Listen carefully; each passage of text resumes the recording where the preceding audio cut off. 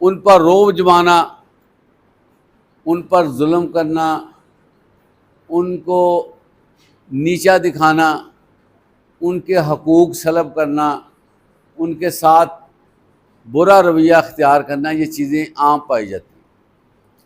پہلی جو کمیونٹی ہے وہ یتاما کی ہے، اور اس حدیث میں یہ وعدہ کیا جا رہا ہے کہ ان کی حق تلفی کرنا حرام ہے۔ یتیم جو ہے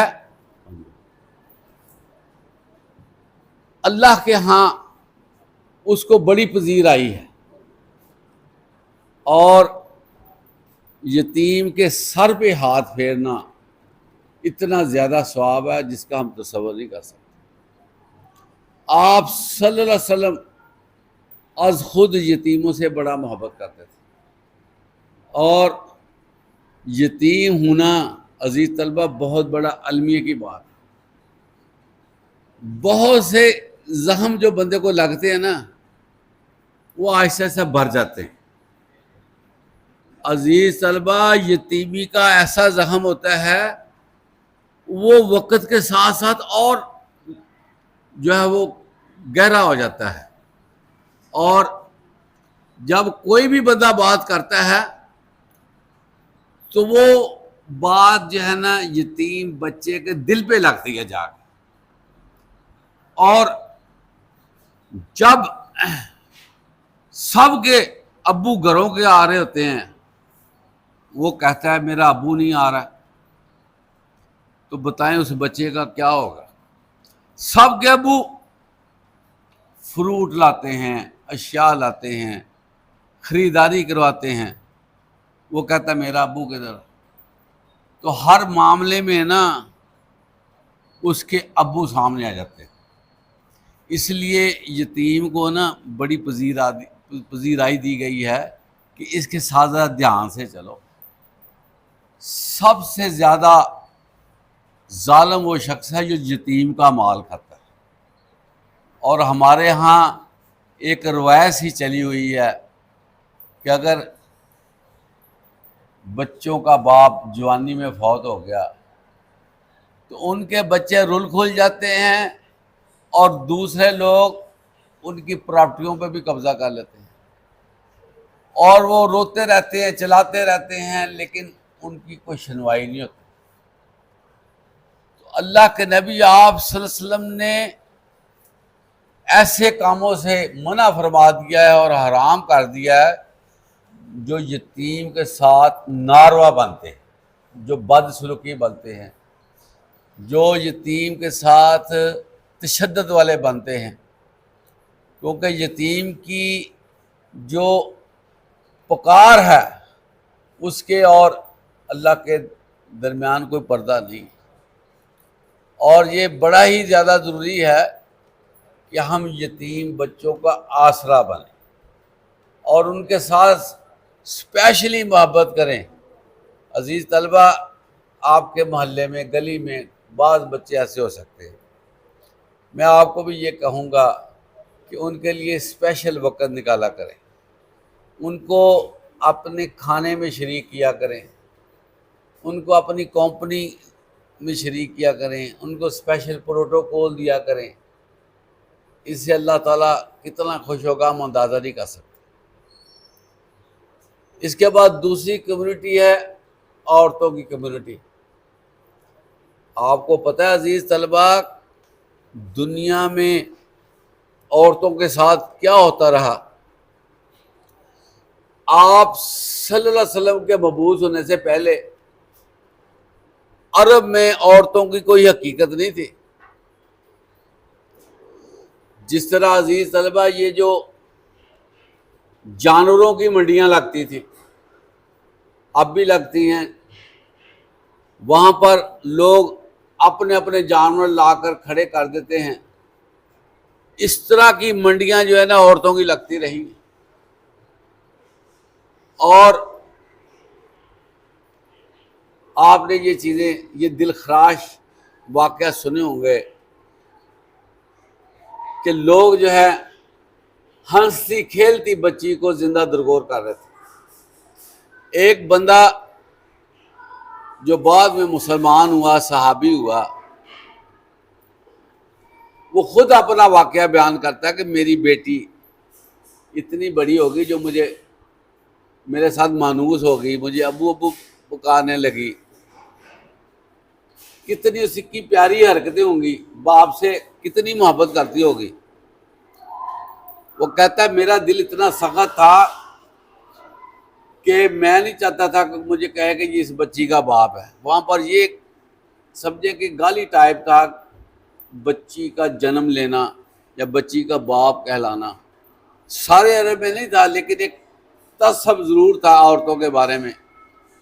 کہتا ہے میں اس کو لے کر گیا بہانے سے، اور اس نے میرے ساتھ قبر کھدائی ہے، اور جب وہ میں اس کو ادھر پھینکنے لگا تو میرے چہرے پہ جو مٹی پڑتی وہ صاف کرتی، اور پھر جو ہے وہ کہتا ہے میں نے اس کو زندہ درگور کر دیا۔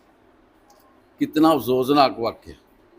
تو عزیز طلبہ، اسلام جب آیا نا، انہوں نے عورتوں کو تکریم دی۔ ایک دفعہ آپ صلی اللہ علیہ وسلم کی رضائی بہن حلیمہ سعدیہ کی بیٹی جنگ کے دوران آپ کے پاس آئی، اور جنگ ہو رہی تھی ان قبیلے کے ساتھ، وہ قبیلے کے لوگ پکڑے گئے تھے۔ وہ آئی، وہ کہتی محمد صلی اللہ علیہ وسلم میں تمہاری رضائی بہن ہوں۔ آپ نے اس کو فوراً احترام دیا، اور جو چادر لی ہوئی تھی نا آپ نے اوپر، وہ بچھا دی گئی، لو بہن بیٹھ جاؤ۔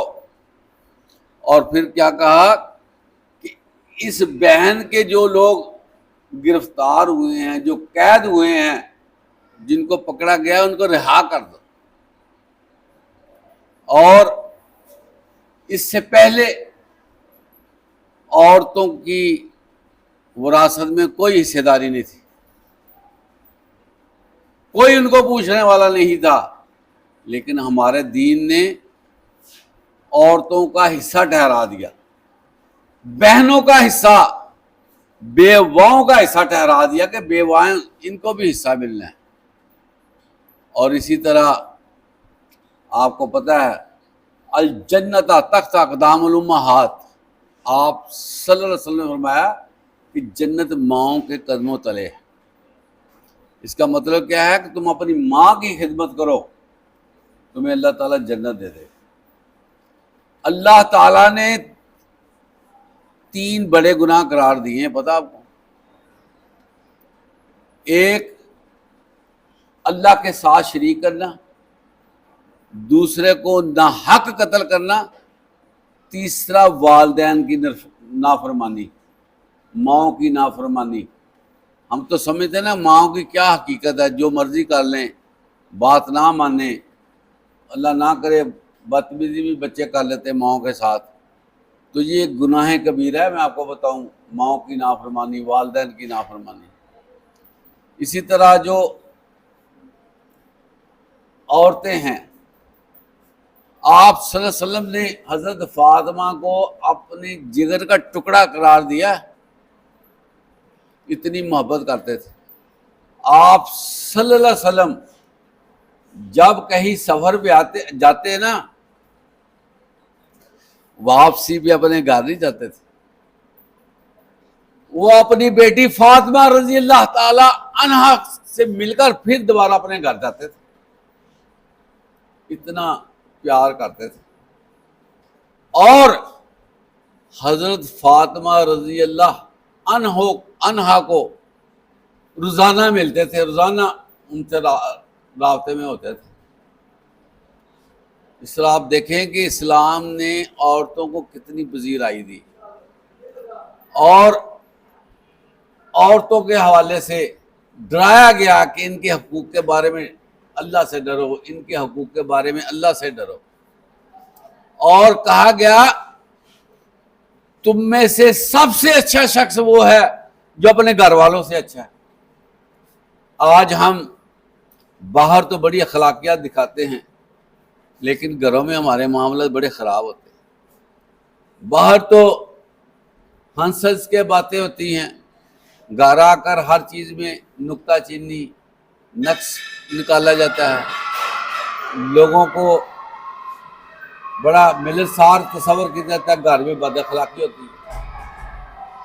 تو اللہ تعالی ہمیں ان چیزوں کی سمجھ عطا فرمائے اور خواتین کو احترام کرنے کے لیے ہمارے اندر جذبہ پیدا فرمائے،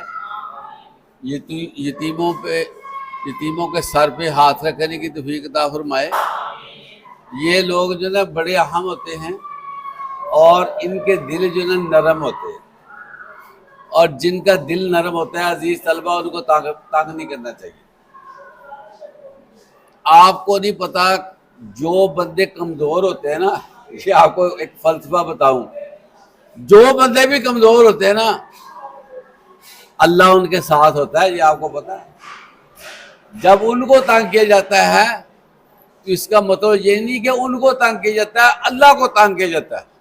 اب بتائیں جو بندہ اللہ کو تنگ کرے گا، بتائیں پھر اللہ کے ساتھ کوئی دشمنی رکھ سکتا ہے؟ تو صاف ظاہر ہے کہ جب ہم یتیموں کو تنگ کریں گے، ان پر ظلم ڈھائیں گے، ان کا حصہ کھائیں گے، عورتوں کو ان کی تکریم نہیں کریں گے، ان کو ڈی ویلیو کریں گے، ان کے دلوں کو ٹھیس پہنچائیں گے، تو ہم لوگ جو ہیں پھر اللہ کو بھی ناراض کر بیٹھیں گے، اور یقین کریں اللہ کی ناراضگی برداشت نہیں ہو سکتی۔ اس لیے اپنے اخلاقیات کو بہتر بنانا ضروری ہے۔ اللہ تعالی ہمیں اس کی سمجھ عطا فرمائے۔ وآخر دعوانا الحمدللہ رب